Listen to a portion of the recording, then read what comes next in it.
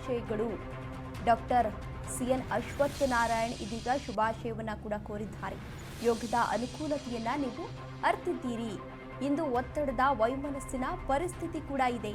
ಮಾನಸಿಕ ಆರೋಗ್ಯಕ್ಕೆ ಯೋಗವನ್ನ ಮಾಡಬೇಕು ಎಂದು ಅಶ್ವತ್ಥನಾರಾಯಣ್ ರವರು ತಿಳಿಸಿದ್ದಾರೆ. ಅಂತಾರಾಷ್ಟ್ರೀಯ ಯೋಗ ದಿನದ ಶುಭಾಶಯಗಳನ್ನು ಕೋರುತ್ತಾ ಯೋಗ ದಿನದ ವಿಶೇಷತೆಯನ್ನ ತಿಳಿಸಿದ್ದಾರೆ ಅಶ್ವತ್ಥನಾರಾಯಣ್ ರವರು. ಯೋಗದ ಅನುಕೂಲತೆಯನ್ನ ನೀವು ಈಗಾಗಲೇ ಅರ್ತಿದ್ದೀರಾ, ಅಂದ್ರೆ ತಿಳಿದುಕೊಂಡಿದ್ದೀರಾ, ಅದರಿಂದ ಏನೇನು ಅನುಕೂಲ ಆಗುತ್ತೆ ಅಂತ. ಇಂದು ಒತ್ತಡದ ವೈಮನಸ್ಸಿನ ಪರಿಸ್ಥಿತಿ ಎಲ್ರಿಗೂ ಕೂಡ ಇದೆ. ಮಾನಸಿಕ ಆರೋಗ್ಯಕ್ಕೆ ಯೋಗವನ್ನ ಮಾಡಬೇಕು ಎಂದು ಅಶ್ವತ್ಥನಾರಾಯಣ್ ರವರು ಈಗಾಗಲೇ ತಿಳಿಸಿದ್ದಾರೆ. ದೇಶಾದ್ಯಂತ ಈಗಾಗಲೇ 11ನೇ ಅಂತಾರಾಷ್ಟ್ರೀಯ ಯೋಗ ದಿನಾಚರಣೆಯನ್ನು ಸೆಲೆಬ್ರೇಟ್ ಮಾಡಲಾಗ್ತಾ ಇದೆ. ರಾಜ್ಯದಲ್ಲೂ ಕೂಡ ಈಗಾಗಲೇ ಸೆಲೆಬ್ರೇಟ್ ಮಾಡಲಾಗ್ತಾ ಇದೆ. ಈ ವಿಚಾರವಾಗಿ ಅಶ್ವತ್ಥನಾರಾಯಣ್ ರವರು ಇದೀಗ ಮಾತನಾಡಿದ್ದಾರೆ.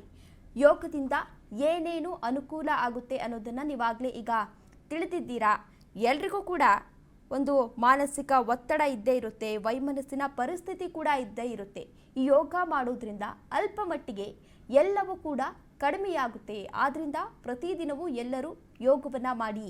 ಈ ಯೋಗ ದಿನಾಚರಣೆ ಅನ್ನೋದು ಈ ದಿನಕ್ಕೆ ಮಾತ್ರ ಸೀಮಿತ ಆಗಿರಬಾರ್ದು, ಪ್ರತಿದಿನವೂ ಕೂಡ ಯೋಗವನ್ನ ಮಾಡಿ ಎಂದು ಅಶ್ವತ್ಥನಾರಾಯಣ್ ರವರು ತಿಳಿಸಿದ್ದಾರೆ. ಯಾಕೆಂದ್ರೆ ಒಂದು ರಾಜಕೀಯ ಪಕ್ಷವಾಗಿ ಯೋಗ ಏನು ಅಂತ ಅದರ ಅನುಕೂಲತೆ ತಮಗೆಲ್ಲ ಗೊತ್ತಿದೆ. ಈ ಸಂದರ್ಭದಲ್ಲಿ ನಮ್ಮ ಭಾರತೀಯ ಜನತಾ ಪಾರ್ಟಿಯ ರಾಜ್ಯ ಕಚೇರಿಯ ಮುಂಭಾಗದಲ್ಲಿ ಇವತ್ತು ನಾವು ಯೋಗವನ್ನ ಮಾಡೋ ಮೂಲಕ ಬಹಳ ಸ್ಪಷ್ಟ ಸಂದೇಶವನ್ನ ಇಡೀ ನಾಡಿಗೆ ಮತ್ತು ನಮಗೆ ನಾವು ಕೊಡ್ಕೊಳ್ಳುವಂಥದ್ದಾಗ್ತಿದೆ. ನಮ್ಮೊಂದಿಗೆ ನಮ್ಮ ರಾಜ್ಯಾಧ್ಯಕ್ಷರಾಗಿರುವಂತಹ ಸನ್ಮಾನ್ಯ ವಿಜೇಂದ್ರವರ ಉಪಸ್ಥಿತಿಯನ್ನು ಗೌರವಿಸಿ, ಹಾಗೆ ಯೋಗ ಗುರುಗಳಾಗಿರುವಂತಹ ಸನ್ಮಾನ್ಯ ರಾಘವೇಂದ್ರ ಪೈಗಳು ಮತ್ತು ನಮ್ಮ ಚಲನಚಿತ್ರ ನಟರು ನಟಿಯಾಗಿರುವಂತಹ ಶ್ರೀಮತಿ ಸುಧಾರಾಣಿಯವರು, ಕೋಮಲ್ ಅವರು, ಇನ್ನೆಲ್ಲ ಗಣ್ಯಮಾನ್ಯರು ವೇದಿಕೆ ಮೇಲಿದ್ದಾರೆ. ಆತ್ಮೀಯರೇ, ಅಂತಾರಾಷ್ಟ್ರೀಯ ಯೋಗ ದಿನ ನಮಗೆಲ್ಲ ನೆನಪಿಸುವಂತ ದಿನ.